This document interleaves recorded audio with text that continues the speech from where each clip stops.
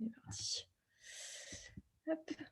Bon, bonjour Vincent, je suis ravie de t'avoir avec moi aujourd'hui. Bonjour à toutes et Merci à de, tous, enchanté. merci de donner ton temps pour nos adhérentes et nos adhérents Réseau Comme Limousin. Donc, pour te présenter en quelques mots, donc, tu as fondé en 2006 l'agence de communication responsable RUP, qui est l'acronyme de Relations d'utilité publique. Avec RUP, vous accompagnez de nombreuses structures privées et publiques et vous les guidez en fait, dans leur changement sociétal. Auparavant, tu avais été entre autres responsable des relations extérieures chez Max Havelaar Oui, et chargé de la communication et du lobbying européen de Coordination Sud. Donc, ce qui t'anime, toi, en fait, c'est donner du sens à la communication, faire qu'elle soit authentique. Et aujourd'hui, tu vas nous partager l'histoire de la communication responsable. Comment est-ce qu'elle est apparue, quels sont ses précurseurs et qu'est-ce qu'on peut lui reprocher à cette communication dite responsable. Donc, je te laisse la parole. merci beaucoup Alexia. Oui, en effet, c'est un sujet qui m'intéresse depuis de nombreuses années. Moi, j'ai plutôt une formation en sociologie, sciences politiques et communication. Et donc, ce qui se cache derrière la communication, l'analyse de la communication, c'est quelque chose qui m'intéresse beaucoup. Il se trouve que moi, suite à mes études, j'ai travaillé sur la notion d'opinion publique mondiale et sur la communication des ONG au niveau international. Et dans ce cadre, j'ai eu l'occasion de participer à la COP5 à Bonn en 99, donc sur les changements climatiques. Ça m'a passionné et j'étais engagé par ailleurs dans plusieurs associations et donc j'ai souhaité mettre en pratique ce que j'avais appris en travaillant dans les ONG et finalement j'ai renoncé à la recherche, mais je reste toujours un peu curieux et je pense que toute pratique et en particulier la communication a besoin d'être interrogée.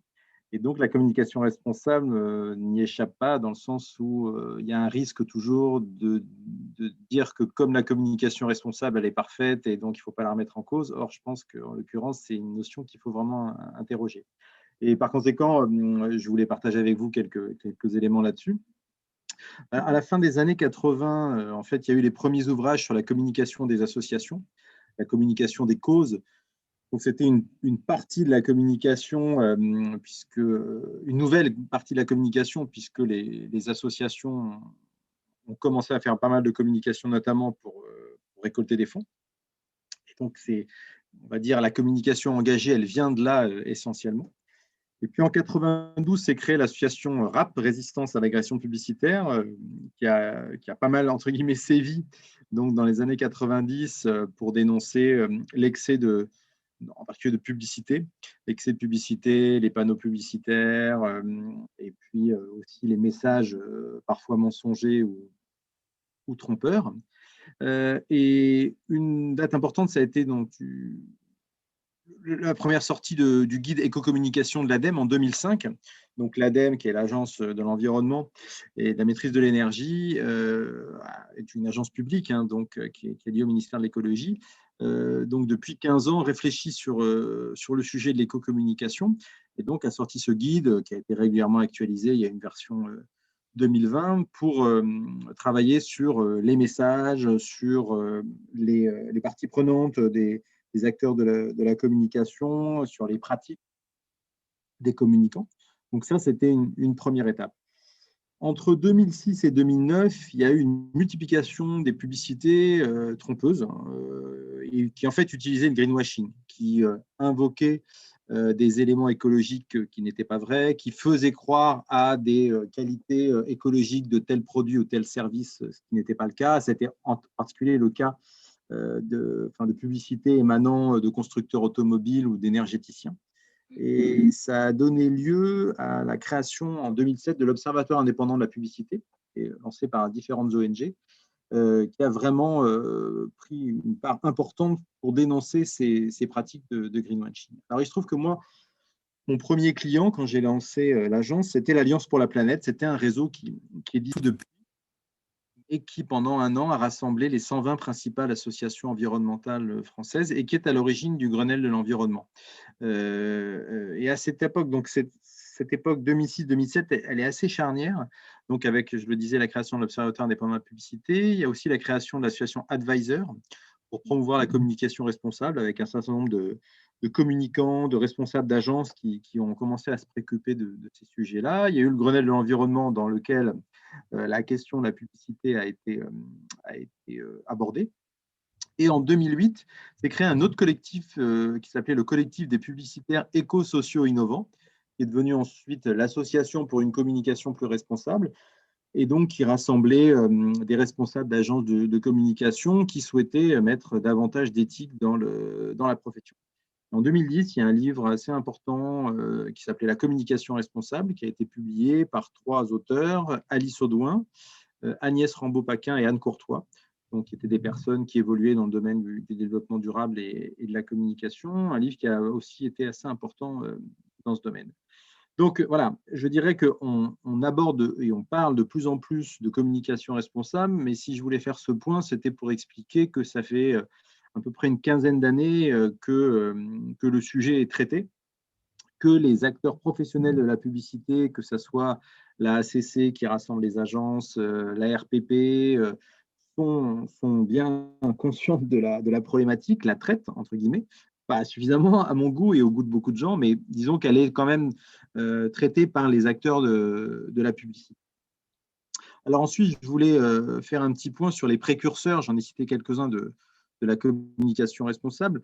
Je vais les citer, peut-être certains d'entre vous les connaissent. Il y a eu Valérie Martin qui s'occupe de la communication externe de l'ADEME, Gildas Bonnel qui est le fondateur de l'agence CIDIES, Mathieu Janik pardon, qui intervient aujourd'hui et qui est aussi un chercheur et un communicant, Jacques-Olivier Barthes qui a dirigé pendant plus d'une douzaine d'années la communication du WWF, qui était très en pointe sur l'Observatoire indépendant de la publicité et qui lui-même avait commencé une thèse sur ce sujet-là. Laurent Terris, qui a été chez TBWA et à l'agence Limite, qui a pas mal travaillé sur ces sujets-là aussi. Alexandre Pache, qui avait une agence qui s'appelait Eco & et bien sûr Thierry Libert, qui est un chercheur qui a énormément écrit sur la communication environnementale, la communication des associations, et qui était régulièrement auditionné et sollicité sur les sujets de communication responsable. Voilà sur un peu la préhistoire de la communication responsable. C'est bien ouais, de replanter le décor. Ouais. Merci pour ce petit retour vers le passé qui nous montre qu'effectivement, comme tu dis, la communication responsable, elle est bien ancrée dans le paysage des communicants, des agences, et que c'est un dossier qui est traité. Mais comme tu le disais, il faut toujours le challenger, et comme les défis sociétaux et environnementaux évoluent aussi, c'est important de garder toujours ça en tête et pas de se reposer sur ses acquis pour pouvoir faire évoluer ses pratiques aussi. Tout à fait. Voilà. Donc, est-ce que tu veux nous parler un petit peu plus de certains Oui, exemples? moi je voudrais qu'on aborde un peu les critiques Oui, qu'on voilà. peut adresser à la communication responsable, parce que comme on le disait tout à l'heure, la communication par essence, elle est extrêmement forte pour faire passer des concepts, des notions Mmh. et les faire comment dirais-je, advenir dans la société. Mais encore une fois, il faut raison garder et il faut interroger ces concepts. Et pour le coup, même si la communication responsable, donc Mathieu Janich en a parlé sur un peu ces principes, est une avancée, et évidemment, après, c'est indéniable, après des décennies de réclames telles qu'on pouvait les connaître dans les années 60-70, et aussi une avancée par rapport à toutes les démarches de greenwashing dont je parlais tout à l'heure, qui ont été quand même très répandues au milieu des années 2000. Donc ça, c'est certain que je pense qu'en 2020, un constructeur automobile, un énergéticien, tel ou tel industriel ne pourrait plus se permettre d'aborder des messages, enfin d'utiliser des messages ou des images trompeuses. Je pense qu'il se ferait vilipender immédiatement. Donc, ça, c'est un vrai progrès. Pour autant, je pense que la communication responsable, elle reste encore peu mise en œuvre, à la fois par les annonceurs, parce que l'objectif de beaucoup d'entreprises, c'est quand même de vendre leurs produits ou leurs services. Et si la communication, on va dire, basique et favorable, enfin, comment dirais-je, fonctionne, ils n'ont pas forcément de raison de mettre en place une communication responsable. Et en plus, communiquer sur des démarches RSE, des démarches développement durable, beaucoup d'entreprises le font, mais ça reste quand même une minorité, il faut quand même bien le reconnaître. Et elle également, cette communication responsable, peu mise en œuvre par les agences de communication. Clairement, les acteurs que je citais tout à l'heure, les agences comme la nôtre, donc, qui sont très positionnées sur l'appui aux associations, aux fondations, aux entreprises engagées, voilà, on est quand même une minorité. adapter. Parce qu'encore une fois, les agences de com, ben, elles sont beaucoup sur des pratiques, mais que leurs clients leur demandent, hein, qui sont voilà, faire des films audiovisuels, être actif sur les réseaux sociaux, faire des relations presse, des stratégies com, qui ne nécessitent pas forcément une dimension de communication responsable. Donc, ce n'est pas une critique forcément hein, que j'adresse aux agences de communication. Mais je dis juste, quand je vois, nous, dans différentes associations de communicants, on se rend bien compte que même si le sujet monte, il n'est pas forcément partagé par tous. Donc, voilà. Déjà, si on pouvait mettre en place la communication responsable, ça serait une avancée. Mais ça reste de toute manière pas suffisant. Si le fait de faire passer un message publicitaire honnête et non tronqué, le fait d'utiliser des outils, par exemple dans l'événementiel, comme l'a évoqué Mathieu, des outils qui respectent des dimensions environnementales, c'est très bien, il faut le faire. J'ai envie de dire, c'est la base, quoi. Mais ce n'est pas du tout suffisant. Pour moi, l'enjeu désormais, en 2020, c'est pas de faire la communication responsable, c'est de dépasser la communication responsable. Et je m'explique. L'enjeu majeur, c'est de faire en sorte que les produits et les services qui sont vantés par la communication soient eux-mêmes responsables. Euh, que l'annonceur soit responsable, que l'agence qui l'accompagne soit responsable et utilise des démarches de communication responsables, c'est très bien, il faut le faire. Et j'ai envie de dire, ça serait la base. Mais si le produit ou le service qu'on vend n'est pas responsable intrinsèquement, il y a un vrai souci. Et étant donné les urgences sociales et environnementales auxquelles on fait face en ce moment et qui vont augmenter, j'ai envie de dire, la communication responsable, elle est déjà dépassée. Il faut que les annonceurs, il faut bien sûr que les agences qui les accompagnent soient conscientes de ça et se dire que continuer de communiquer pour des lessives qui polluent l'environnement, continuer de communiquer pour de l'agroalimentaire blindé de sucre et avec un Nutri-Score très mauvais, continuer de communiquer pour du produits financiers qui sont pas respectueux de l'environnement, continuer de communiquer sur des marques de vêtements qui violent les droits de l'homme au quotidien, à mon sens, c'est plus possible. Donc, c'est là où il y a une vraie. C'est vrai que c'est là où la responsabilité, pour moi, elle est là. C'est de la part, encore une fois, des annonceurs et des agences de dire non, on ne veut plus communiquer sur des produits. Ça veut dire qu'on ne veut plus non plus vendre ces produits. Donc, évidemment, c'est une remise en cause très, très globale, très compliqué. Hein. C'est une remise en cause en partie de la société de consommation dans laquelle on est. Mais je pense qu'il y a de plus en plus d'indicateurs qui sont au vert, c'est le cas de le dire, pour ce changement de société. On le voit sur les étudiants, 30 000 étudiants de grandes écoles qui ont signé, un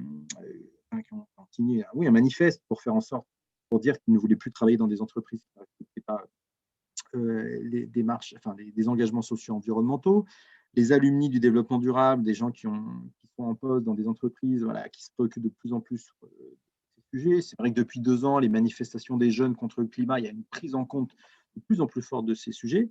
Donc, c'est en train de monter dans la société l'énorme développement de prog, des sites comme Vinted, comme Black Market, voilà, de plus en plus de réemploi, de réutilisation des produits. Je ne dis pas que c'est la majorité. Hein. Moi, j'ai beaucoup travaillé il y a une quinzaine d'années sur les créatifs culturels. Donc, c'est une étude qui a été menée aux États-Unis, en France, qui montrait qu'il y avait environ un quart de la population qui était sur un changement de vision et de pratique sociétale, mais ce n'est pas le plus répandu. Mais c'est en train de monter et c'est des gens qui sont plutôt des leaders d'opinion. Donc, on peut espérer que ça va tirer tout le monde et que ça va faire en sorte que la communication deviennent de plus en plus écologiques et sociales. Voilà. Oui, clairement. Mais merci, Vincent, pour ce partage, super enrichissant. Et effectivement, je pense que ce qui est important, c'est qu'on se réapproprie, la communication qui nous a peut-être dépassé un petit peu à un moment et qu'on arrive à rester, maître de ce sur quoi on communique. Donc, en tant que communicant, en fait, ça peut être par là que le changement est impulsé dans une entreprise. Parce que parfois, on peut aussi se sentir désemparé en disant c'est des enjeux qui dépassent le cadre stricto sensu d'un département communication. A contrario, ça peut venir des communicants, en fait, de se dire écoutez, nous, on a envie de communiquer vrai. Est-ce que, voilà, pour ceux qui ont un peu de latitude et qui peuvent, impulser une réflexion dans leur entreprise, ça peut être ça aussi, ça peut venir de là, le changement et à minima, si le changement ne peut pas être, impulsé parce que, je pense qu'il y a des personnes qui ont beau être, très volontaires et très, transparentes dans leur, envie de communiquer, parfois c'est compliqué, ça peut être un peu frustrant et de se dire qu'on est 3 dans un service communication, mais qu'on ne peut pas faire bouger une boîte de 100 par exemple. Mais ne serait-ce que déjà essayer d'éveiller les consciences des communicants pour avoir ça en tête, en fait, en ligne de fond et que quand les campagnes sont créées, le faire, de la manière la plus intègre possible.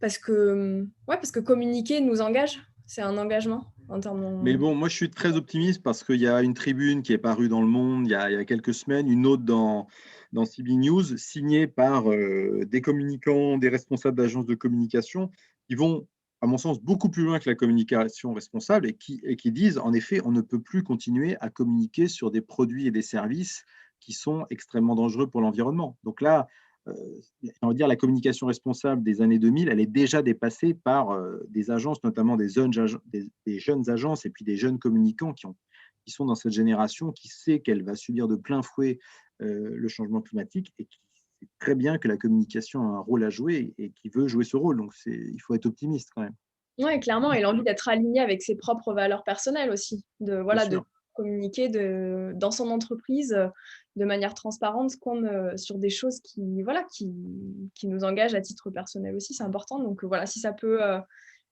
faire réfléchir certains de nos adhérents de manière, soit dans le cercle de leur entreprise, mais aussi à titre personnel, voilà, quelles sont mes valeurs et qu'est-ce que je défends au quotidien. C'est bien, ça peut avoir donné quelques pistes. Donc, Eh ben, j'en merci suis ravi. Merci beaucoup en tout cas. beaucoup. Et puis, à très bientôt, du coup, Eh ben, à Vincent. très bientôt. Merci beaucoup pour Voilà, ce je partage. suis adhérent à l'APACOM, donc on est une On est, association, ouais, c'est des voilà, cousins sœur, on va d'Aquitaine, dire. clairement. Merci À beaucoup. bientôt. Merci beaucoup. Bonne Au journée, revoir Vincent. à toutes et à tous. Au revoir.